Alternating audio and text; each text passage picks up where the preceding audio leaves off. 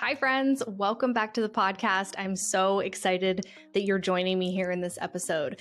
Today, I'm going to talk to you about morning routines, but like a start of work routine. So, not necessarily like how you start your day, but how you start your work time. And this is such a requested topic. I've talked about my routines a little bit here on the podcast, and I've always received DMs after I talk about this, asking for a little bit more and asking for some tangibles for how you can create your own start of day, start of work routine. So we're going to be talking about that here. We're going to be talking about why you need to have a start of the workday routine, what are the benefits, and how exactly to create one for yourself. So if you have the ability to pull out a sheet of paper and actually follow along with everything that we're talking about, you definitely should do that now. So if you're not driving, grab a sheet of paper because this is going to be a really actionable episode. So the reason that I absolutely love having a start of workday routine is that sometimes I am on it. I am clear-minded. I know what I should be getting into in my business. And sometimes I am still practically asleep when I walk through my office door. I am waiting for the coffee to kick in, and I don't even remember where I left off in my business. And I lose time. And that is why you want to have a start of the work block routine. So let's talk about some of the benefits of a routine. But before we do that, what exactly is a start of day routine? A startup or start of day, I kind of use those interchangeably. Routine is just a series of steps that you're going to take every time you sit down to work in your business for a significant amount of time. So like if you just go to check a message or you're getting into your email really quick or just, checking in on something, that's not exactly what I'm doing, like a whole routine. But when I'm sitting down for a couple of hours of work, especially when I have childcare, that is when I really want to like calibrate my mind to work and get as much as I possibly can from that time. So that is when I'm going to be implementing this startup routine. And most of the time for me, that is the morning. So regardless of when you're working, I think having a startup routine is key. So by leveraging a startup routine and starting your work time with some steps that you take every single time, I think you're going to have more focused work time. You are kind of taking some lag time out of that switch from being a mom, being a wife, being a friend, being something else to switching into your business. You're able to get there more quickly. And I think you're just less likely to leave that end of the day feeling like, what even happened? What did I do with all of this time?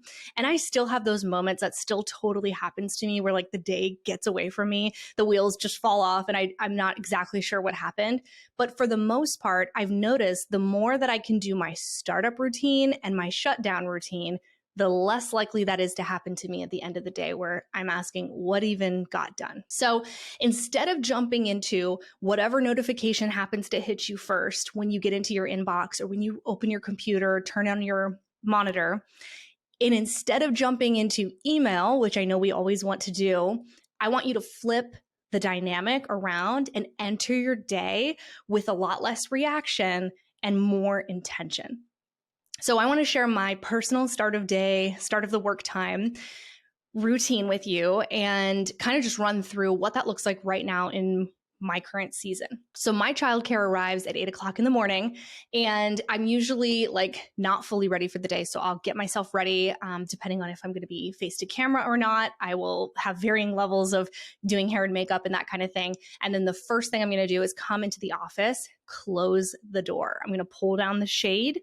I have like privacy shade on the door behind me, and I'm going to turn on the white noise machine. So I love a white noise machine and I need it because my kids are right on the other side of this wall and they're playing and they're having a great time. And for the most part, they are downstairs just feet away from me while I'm working. And I really want to be able to enter into that work mode. So I turn on my white noise machine. Then here in the winter, I have been lighting a candle. It's just been a fun way to like signal we're starting work, especially for projects I don't quite want to get into. I'll light a candle. That's just optional. And some days I want to turn on some music. I like to play some like lo-fi or just something that's like very instrumental while I get into these next steps. The next thing I'm going to do is get into my morning pages. So journaling every day, brain dump, just get rid of everything. And it's such a powerful practice. I've talked about it here on the podcast a lot, but it has been instrumental in clarity for me in my business. So I'll do some morning pages. Sometimes I don't even do a certain amount of pages. I'll just flip my timer cube. So I have a timer here on my desk, and I will pick an amount of time that I can dedicate, even if it's 5 minutes, flip it to 5 minutes and just journal for 5 minutes, especially if I'm in a bit of a time crunch and I have to get into a meeting or something like that. And then I will read the Bible. I will usually copy down a verse or two that I just want to sit on and like meditate on over the next few hours. I like to have that on my desk, and I will clear my desk. So I want to try to clear the workspace. If I didn't already do this at the end of my last work session, this is a great time for me to clear everything. I am a pen hoarder, so I try to get rid of, whatever pens I got out and I got excited about during my last time of work. I am clearing that from my desk. And then I am at this point going to start touching the computer. I'm going to open my task management tool. So I am inside of Notion, and I go to a very specific tab called This Week.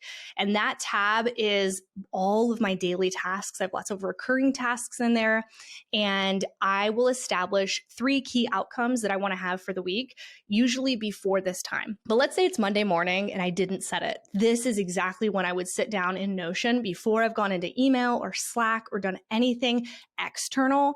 I will sit down with myself and determine, okay, 3 key outcomes for this week, what needs to happen? And then I'll also create some checklists for the day, like quite literally the smallest things, like, talk about the podcast on Instagram stories or share the graphic for this week or that kind of thing. And that's really the only way I can remember to share about all of the things going on in my business is these recurring checklists. And then the last thing in my startup is I just look at my calendar and confirm appointments, make sure that those calls are really still happening, and that this is when I'll start to shore up the week. And that's it. So by now, I know what needs to get done for the day. I'm aware of the bigger projects that are going on and the bigger picture goal. And I think that's so important. And that's really it. That's all that I do as I'm starting up my day. But I find that when I skip this, things just aren't as smooth when I don't spend some time reading the Bible and journaling and taking even just 10 minutes to kind of clear off my desk, get my head on straight. It's like the rest of the day kind of feels that, and it's just not as smooth. So every day in my business is a different kind of theme throughout the week. And it really helps me to start off on a good note, because I know that on Tuesdays, I'm going to have a lot of coaching calls. On Wednesdays, I run my group coaching program, and having some themes to my days really helps me to predict and plan. So that is how I run my start of the workday routine. So let's talk about putting together a startup routine for you. What are some essential elements that you should be thinking about and considering in your startup routine? So before we dive into that, let's go back to the goal. I want to kind of come back to this because I think it's really important to state. The goal here, as you're coming into your work time, is to just calibrate your mind to enter into your work time with focus. So we don't need this to be elaborate. We don't need this to be complicated. We want it to be something repeatable and enjoyable for you. So as your season of life changes, your startup routine is going to change too. And I think if you used to have something that you did as you started work, and it's almost like those morning routines, like we used to have a great morning routine, and then you have a couple kids and everything kind of just like disintegrates and you don't know what happened. That's a great signal that it's just not serving you anymore and that you need something different now. And that is okay. Like if you are thinking, gosh, this is something I need, give yourself permission to kind of just scrap the whole thing and start over. Okay, so let's talk about the 5 elements that I think you need to be thinking about and address in your startup routine. So the 5 elements are your space, your mind, your big picture projects, your tasks, and your plan and intention. So the first is your space. That's your actual workspace. So I think of this as you getting into and starting to create your work area around you and making sure it's clear and it's set up for you to succeed, even if that's, just a little corner of a desk or a place that you return to, like a coffee shop. getting into that space is part of it. The next one is your mind. So doing whatever you need to do to make that shift into work mode where you are being the creative boss that you are, and maybe turning down the dials on all the other hats that you wear in life. The next one is your big projects. So making sure that as you're going into this work time, what needs to get done that's actually moving the needle. And when I say big projects, I think the things that touch the like quarterly goals or the yearly goals or the revenue goal for your business, really zooming back and reminding yourself, even just for like a minute, what is the big picture? Where do we want to be at the end of this next quarter? Where do we want to be in 1 year? And making sure that you zoom back a little bit, because sometimes we're so in the weeds that we forget what we were thinking about at the beginning of the year when we set those ambitious goals. So taking a second to calibrate onto those bigger projects, huge. Then that leads us into your tasks. The tasks are like the smaller stuff that are less important, but still totally have to get done. So I think a way for you to manage those things and prioritize those things is a good thing to have in that startup routine. And then finally, setting your plan and your intention. So I love to ask the question, like, if I only got one thing done today and I wanted the day to still feel like a success, I still wanted to feel like we did something. What is that one thing? And that really helps me when there's honestly way too many things to get done. There's always too many things in entrepreneurship to get done. The list just keeps unfolding. It's like a false bottom. It just keeps going. So your ability to know what is a priority and what is not is huge as an entrepreneur, huge when you're working part-time and you're a mom and you're juggling all the things. And so that ability is massive. And so that's what I mean in that final point of setting that intention, of asking, if I only got one thing done, or we saw progress on one project, one significant move of like a chess piece, what piece does it need to be? That's oftentimes going to tell you what's actually most important when everything feels important. So I'm going to repeat the list to you one more time. So the first is your space. Second is your mind. Third is your big projects. 4 is your tasks. And 5 is setting a plan and an intention for that specific work block. And I think it's important to note here that this can be as short or as long as you want to make it. It really can just be, I sit down, I clear my desk, I open up my paper planner, I put out a glass of water, we turn on the music and we start. You know what I mean? Like, it can be that simple. So as you're thinking about this, and I have, you hear and you're kind of thinking, oh, I like this part of it, or I'd love to incorporate this. I want to give you some tips for crafting your own routine. Okay, so my first tip is, if you're thinking that you need to get better at drinking like more water or taking vitamins, make this a part of your startup routine. Like, have those things in your desk, or make it a habit of like every time you sit down at your desk, you need to have water next to your coffee. I'm a huge beverage girl. I want all the beverages. Most days I have a coffee, some sort of like LaCroix, and then I have something that is like an electrolyte drink or something like that. And before I know it, they're all gone. Like, love it. The second tip that I have for you is to make it unique to you and into your season and really to your business. It really depends. Like, if you're sitting down and you're going to be spending a lot of time editing, for example, you might want to have a certain routine that sets you up for, the optimal comfort or posture or whatever is going to help you get through a long stint at the computer. So really thinking about what you're going to be doing during that time sometimes can influence how you're going to start your work block. My other tip is to try whatever routine you come up with, try it out for like 2 weeks.